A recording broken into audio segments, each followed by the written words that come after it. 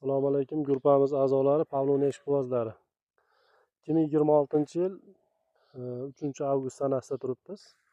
Pavloniyalarni butash boshlandi. Avgust oyini boshidan oxirigacha tanasini butash kerak.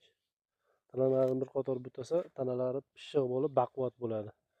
Qishda sovuq urmaydigan bo'ladi. Hozir 2,5 metr, 3 metrga yetib boribdi bularni bo'yi. Ko'rishlaring mumkin.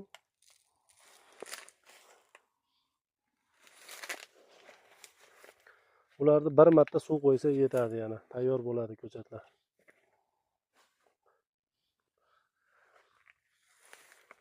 Kimga kerak bo'lsa ekrandagi nomerlarga bemalol aloqaga chiqaverasizlar. Maslahat kerak bo'lsa ham bemalol aloqaga chiqaverasizlar. Pavloniyani daraxt haqida, ko'chatlari haqida bemalol maslahat beraveramiz. Qayergacha olish kerak degan savollar bo'lib qoladi.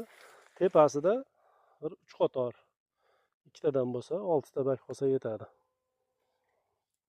Endi Pavloniyani bo'yiga qarab, bo'yingiz yetgan joygacha balandroqlarni.